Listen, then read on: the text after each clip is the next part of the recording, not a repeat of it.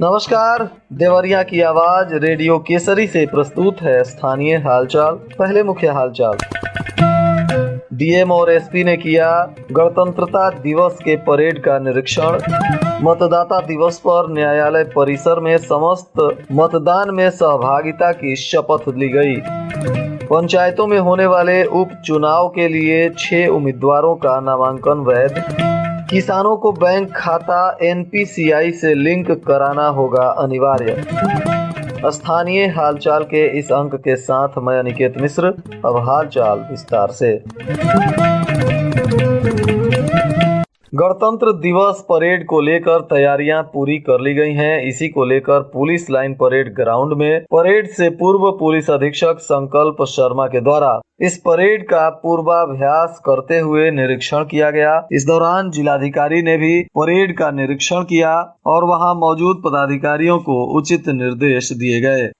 राष्ट्रीय मतदाता दिवस के अवसर पर जिला विधिक सेवा प्राधिकरण के तत्वाधान में न्यायालय परिसर में जिला विधिक सेवा प्राधिकरण की सचिव इशरत परवीन फारूकी और पैनल अधिवक्ता तथा कर्मचारीगण एवं आम जनमानस के साथ मतदाता के शपथ की प्रस्तावना का पाठ किया गया तथा समस्त मतदान में सहभागिता की भी शपथ ली गई। उन्होंने कहा कि प्रत्येक मतदाता भारतीय संविधान और लोकतांत्रिक परंपरा की मर्यादा को बनाए रखने तथा स्वतंत्र, निष्पक्ष और शांतिपूर्ण निर्वाचन की गरिमा को अक्षुण्ण रखते हुए धर्म, वर्ग अथवा किसी प्रलोभन से प्रभावित हुए बिना अपना मताधिकार का प्रयोग करें। इस अवसर पर मध्यस्थ शेषनाथ चतुर्वेदी, अनिल कुमार सिंह, अधिवक्तागण, कर्मचारीगण और आम जनता भी उपस्थित रही।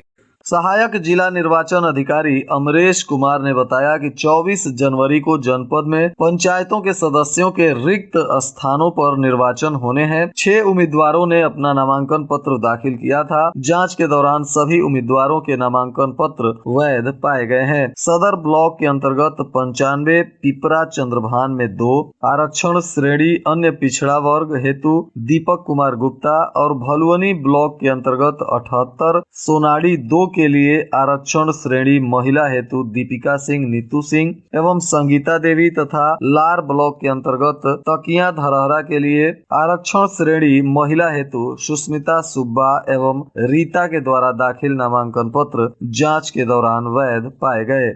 अग्रणी जिला प्रबंधक अरुणेश कुमार ने बताया कि किसान दिवस की बैठक में जनपद के कृषकों के द्वारा उनके बैंक खाते को एनपीसीआई से लिंक नहीं करने की समस्या की चर्चा हुई थी, जिससे उनके बैंक खातों में सरकारी अनुदान की धनराशि ट्रांसफर होने में समस्या हो रही है। इसके अनुपालन को लेकर उन्होंने जनपद के बैंक के समस्त शाखा प्रबंधकों को अवगत कराया है कि वे जिन किसानों का बैंक खाता एनपीसीआई से लिंक नहीं हुआ है, उन किसानों के बैंक खाता को एनपीसीआई से लिंक कराना सुनिश्चित करें, जिससे कि समस्त किसानों को शासकीय योजनाओं का लाभ निर्बाध रूप से मिल सके।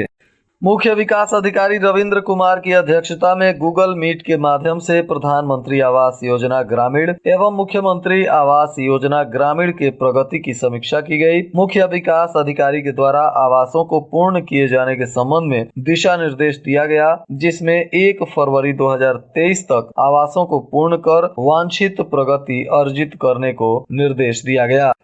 जिलाधिकारी के जनता दर्शन के दौरान पिछले कुछ दिनों में जनपद के विभिन्न क्षेत्रों से सहारा इंडिया एवं अन्य कोऑपरेटिव सोसाइटी और चीट फंड कंपनियों में निवेशित धनराशि की वापसी के संबंध में बहुत से जमाकर्ताओं के द्वारा अपने पैसे की वापसी के लिए बर्ड्स एक्ट 2019 के तहत आवेदन दिया गया था और इसमें जिला अग्रणी प्रबंधक अरुणेश कुमार ने इस संबंध में सभी जमाकर्ताओं को सहानुभूति पूर्वक अवगत कराया कि सहारा इंडिया कोऑपरेटिव सोसाइटी में निवेशित धनराशि की वापसी के संबंध में बहुत से मामले माननीय उच्चतम न्यायालय में विभिन्न प्रदेशों के माननीय उच्च न्यायालयों में लंबित हैं तथा वर्ड्स एक्ट 2019 की अधिसूचना उत्तर प्रदेश सरकार के द्वारा अभी जारी नहीं हुई है। इन दोनों कारणों की वजह से जिलाधिकारी ने जनता दर्शन में दिए गए आवेदनों पर कोई विधिक कार्रवाई नहीं की जा रही है, परंतु फिर भी जिलाधिकारी के द्वारा सहारा इंडिया के क्षेत्रीय प्रबंधक को